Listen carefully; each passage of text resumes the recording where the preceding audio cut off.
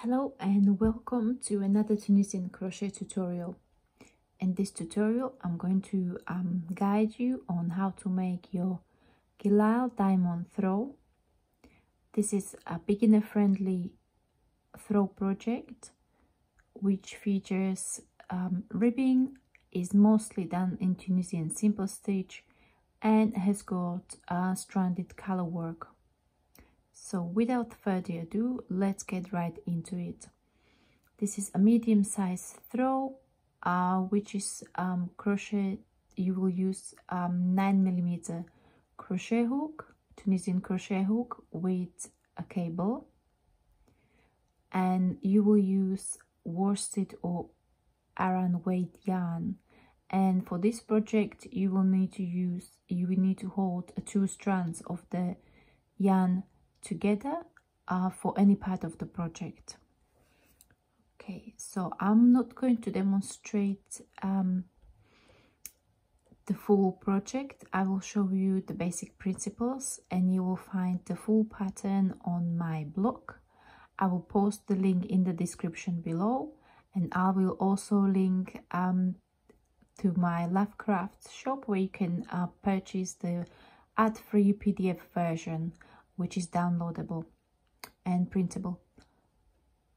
Okay, so let's get right to it. So as per the instructions, you would start with the main color. You will work this project in 2 colors. You will start with the main color and chain 101. For the demonstration, I'm going to only chain 17.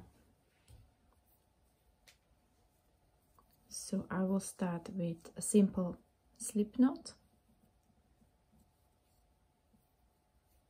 For this demonstration, I'm using a DK weight yarn, but as I mentioned for the project, if you would like to make the project as per the instruction and dimension as in the written pattern, you will need to use worsted weight yarn. Okay, so for this demonstration, I'm using 5mm Tunisian crochet hook and a DK weight yarn. So I'm going to chain 17.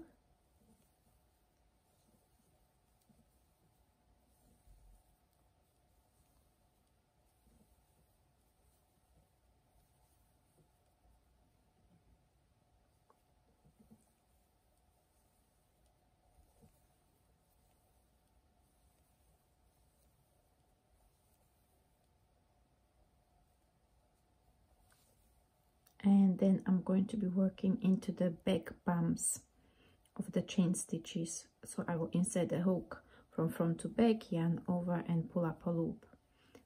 And this is your foundation row of this Tunisian project.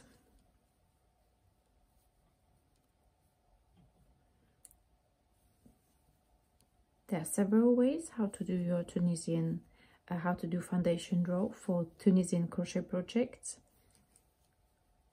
It is entirely up to you which method you choose.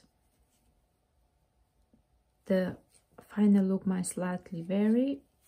However, for this project, you are free to choose the method that you would like to use.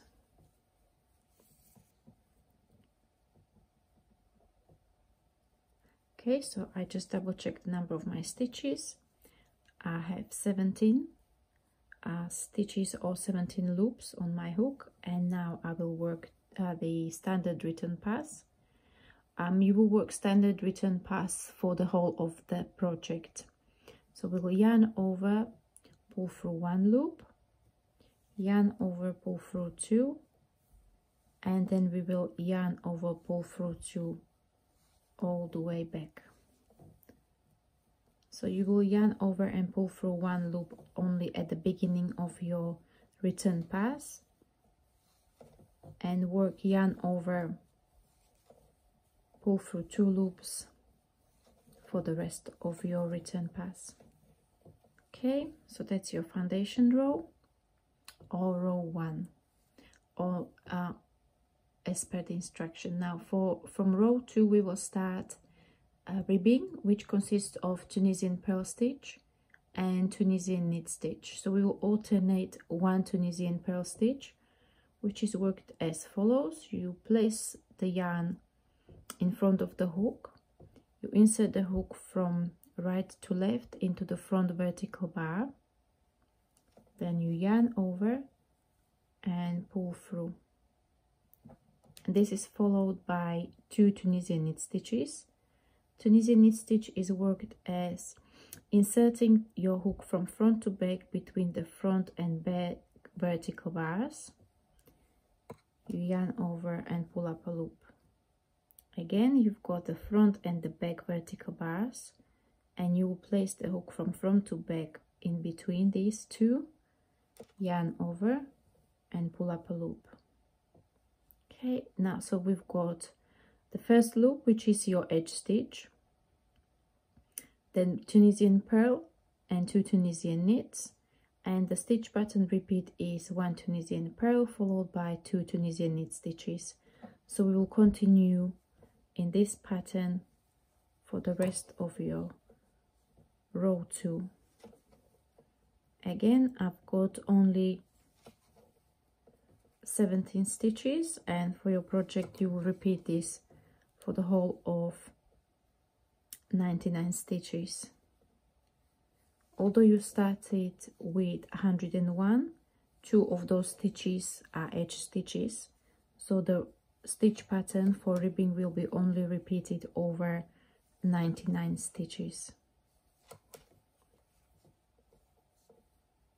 Okay, so I'm almost at the end. I've got my last 2 Tunisian knit stitches, and now edge stitch. Edge stitch is worked under 2 bars or 2 strands of yarn of the last stitch. So the easiest way to do it is you turn the edge of your work towards yourself and you place the hook under both of the strands which are on the edge. So it will be one on the right and one on the left. Place the hook under both of these, yarn over and pull up a loop, and that's your edge stitch, followed by standard return pass as per row 1 or as per your foundation row.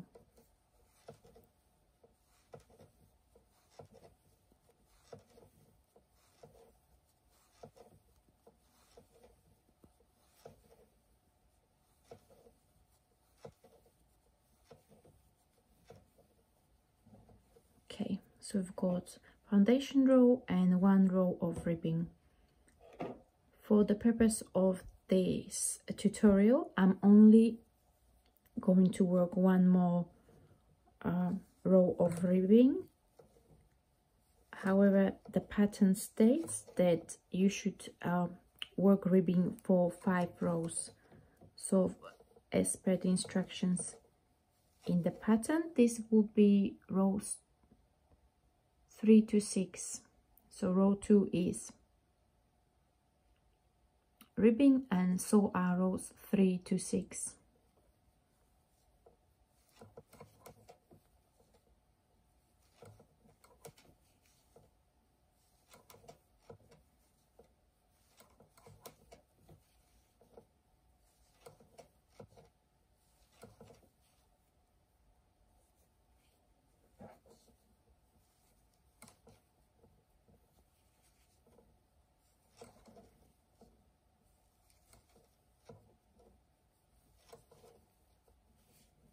Okay, so that's my second row of ribbing, and I will finish it off by standard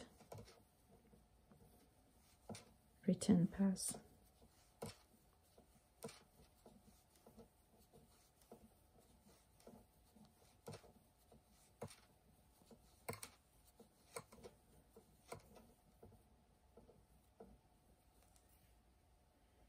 Now, after your ribbing, you will work 5 rows of Tunisian simple stitch.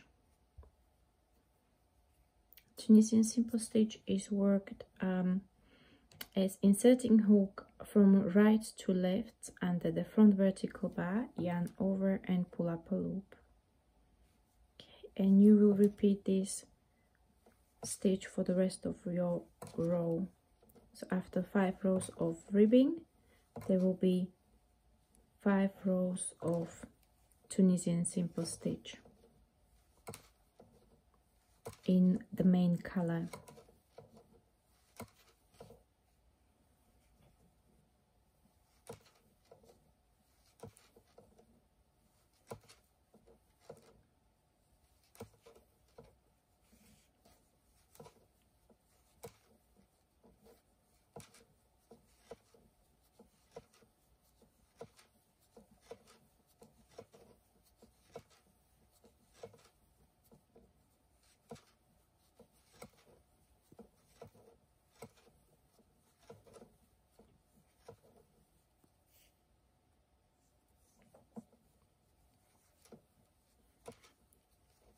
Again, just for the demonstration, I'm only going to repeat one more row of Tunisian simple stitch.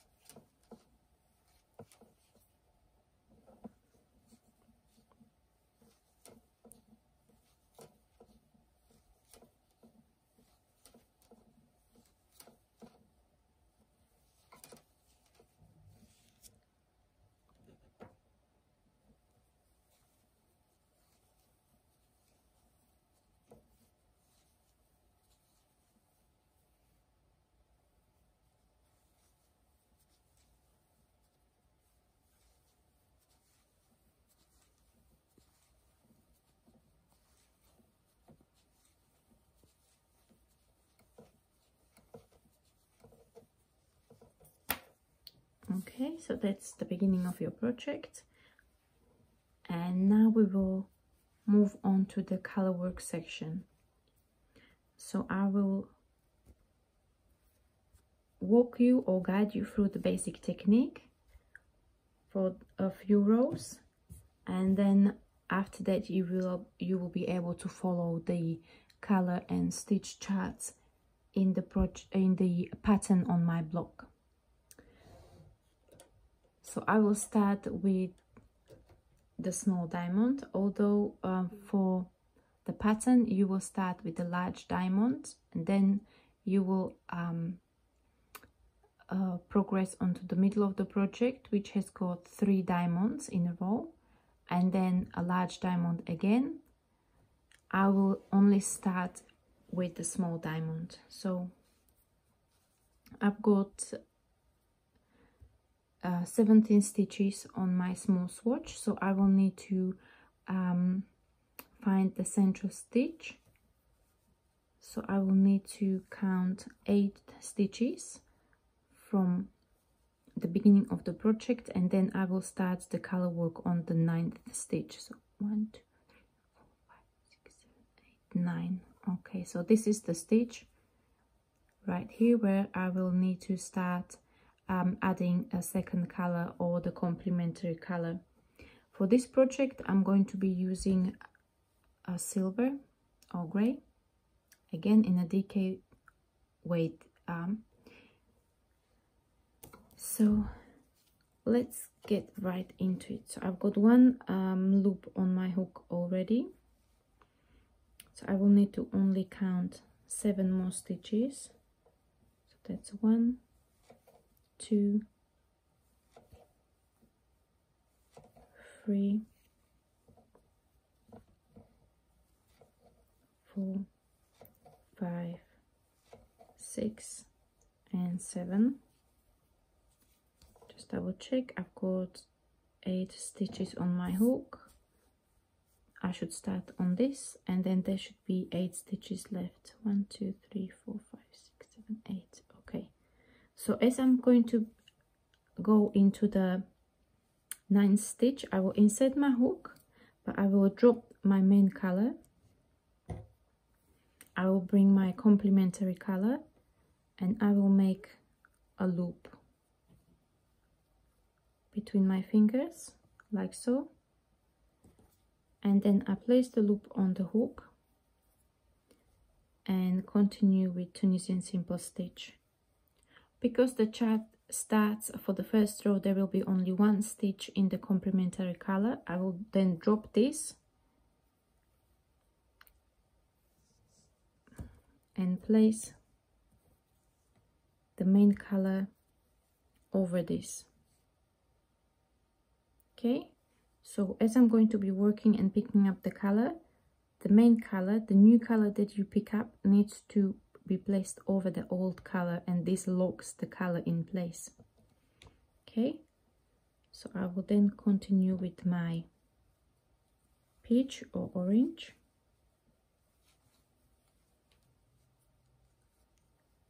I will just slightly pull on the complementary color just to make sure that the stitches are the same.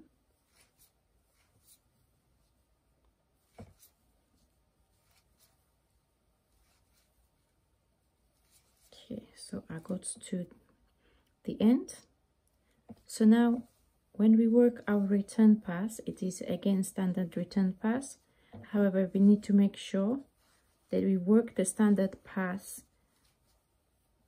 in the complementary color as well. So we need to change the color when we have 2 loops on our hook and the second loop is in the complementary color. So again, I'm going to drop this, pick up the complementary color, and again I'm working in a way that I will be placing the complementary color over my main color. So I will yarn over and pull through 2, and as you see now I've got 2 loops, of which the second one is the color I need to change to. So again, it's time for me to change. So I'll drop this, pick up my peach, and again I'm going to be working in a way that locks the color in place. If you don't do this locking and placing the strands of yarn over each other, you will have a holes in your project. Okay, so that was my first row where I introduced the new color. The next row will have, or the second row of the small diamond, will have 3 stitches in your complementary color.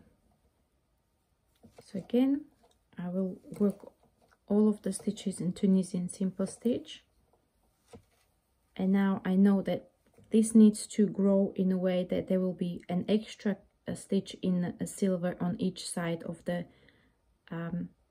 first stitch in the complementary color. So as I'm going to work this stitch, I will insert the hook and I will drop the peach, pick up the silver, place it over it, and do Tunisian simple stitch. Okay, one more. So now I will have 3 stitches in my complementary color, again the same way, placing the peach over the silver, locking it in place.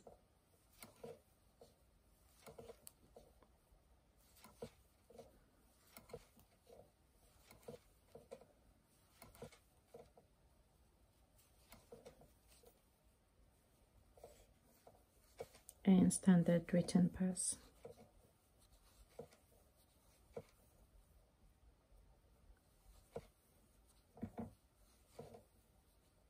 Okay, I'm getting to the place where I need to change my colors for the return pass. I'll be working 1, 2, 3 stitches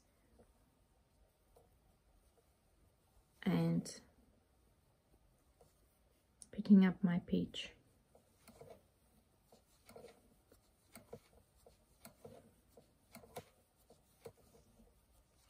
Okay, I'm going into the 3rd row of the small diamond, and again I need to add a stitch on each side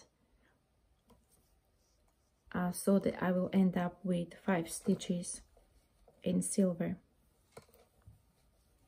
Okay, so I need to drop my peach, pick up my silver, and now this is where we are going to get into the technique of how to carry the peach. Because I'm going to be working over 5 stitches in my silver, and carrying over the peach over 5 stitches would leave quite a big float what I'm going to do, I'm going to work 3 in silver and then place the colors over each other. So I will wrap the colors at the back like so. So this is a peach. I'm not going to pick it up just yet because I still need to work 2 more stitches in silver. I just wrap the colors over each other. This locks it in a place, and I will work 2 more stitches in a silver. Now just a word of caution, because I'm going to be carrying the yarn at the back, the page, this section where I'm going to be doing the color work will be just slightly ever so thicker than the rest of your project, and this is because there will be both of the colors worked in this section as opposed to the rest of the project, which is only worked in 1 strand. Okay, so we've got 5 stitches in silver. We wrap the colors of each other, so we're not going to have a float over 5 stitches. And this is the length that I would really recommend. Usually I wrap after, if I do stranded color work in this way, I'll wrap the yarns around each other every 2 to 3 stitches. That's really the maximum length. If you go over 3 stitches, the floats do become too big. Okay, and I'm going to be continuing with the peach.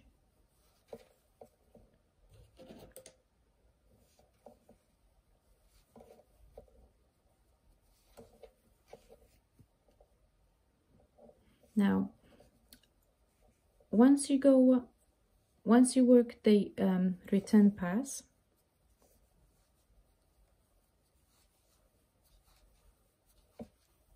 you will again get to the section where you will be changing colors, and picked up my complementary color. I'll do 3 stitches and then wrap the yarn around so that I carry the peach behind the silver. And now I'm picking up the peach again, working the rest of the row. Okay, so, and as you can see at the back, the floats are not too long. So if you are consistent in terms of the interval as to how many stitches you work or you crochet before you wrap your strands of yarn around each other, then the yarn will get slightly tangled on your forward pass. But if you do the same number of wrapping or unwrapping rather on your return pass, your yarn will untangle automatically, so you would not have to unwrap the strands of yarn once you get back to the beginning of project, because it will just sort itself out. Okay, so now I'm going to show you 1 more row of the color work, and then it's basically the same throughout the project. So this would be the row number 4 of your stranded color work, where we started with the silver, and now we will be again extending the silver 1 stitch on each side and introducing the peach in the middle as well.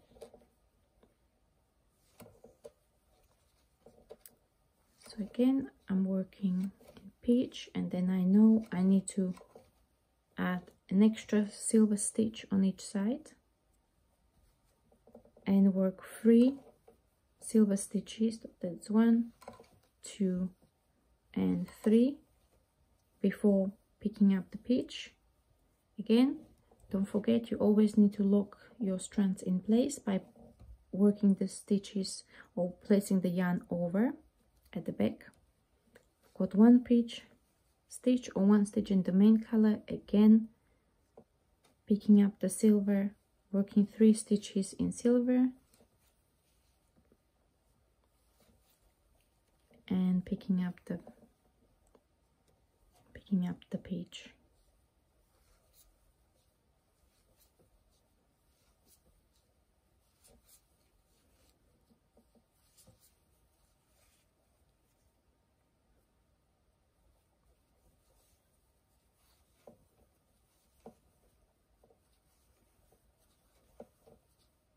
Now I need to change to silver.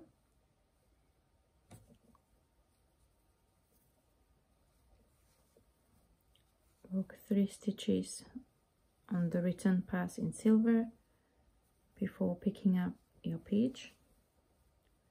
Work 1 return pass stitch in the page and then back to silver,